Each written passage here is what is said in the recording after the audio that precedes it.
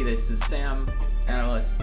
You can learn about one of the core algorithms of machine learning, which is gradient descent.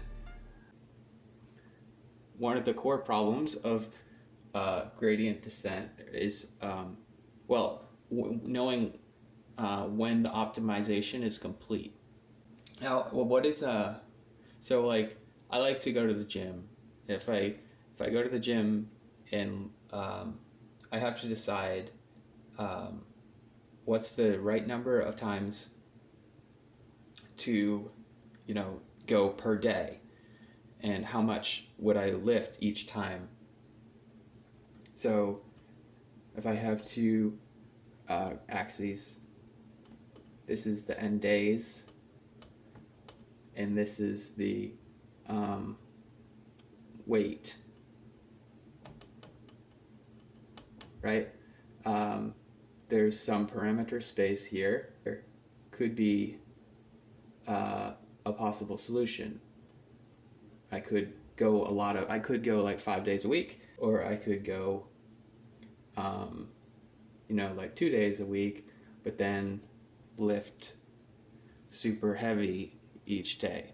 An intercept plus some coefficient times weight plus some other coefficient times n, and sigma squared would be the sum of the y hat minus the predicted, right? Well, if you want to minimize this, you have to take derivatives.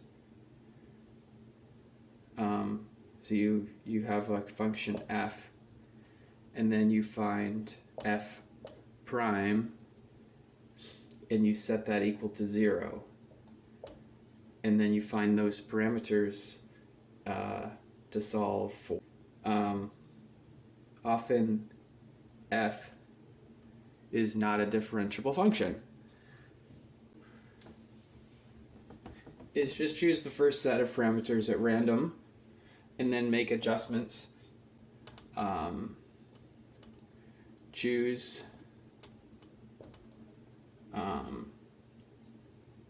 x star, y star randomly, and then find the error, and then you update x and y. So let's go to x star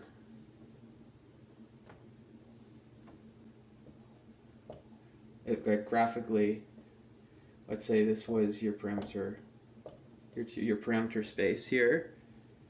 It's also called the parameter space, and then you want to find this minimum, and initially you might find the point along here, and you know that if you look at the slope of this line here, you know that it's decreasing as beta 1 increases. So that's the gradient. So that tells you which direction that you should move to find the minimum value. And then you set up an updated parameter here, and then you find the slope again, and then add some amount, move in that direction.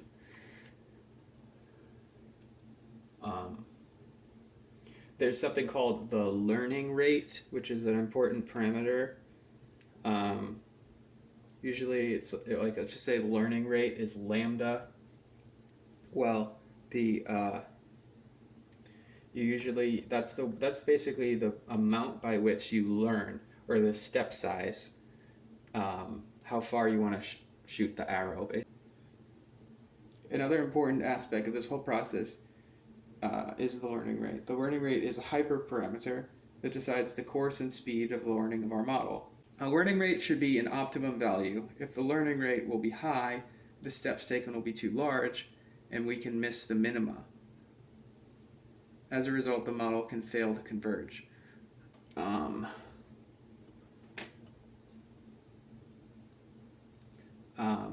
Like you had a model, or you had a parameter space like this, it could just converge too slowly. It might go here, and then here, and then here, and it'll just keep, maybe it will keep going this way, but it won't go high enough to make it over this mountain and actually find the minimum there. So this is called finding the local minimum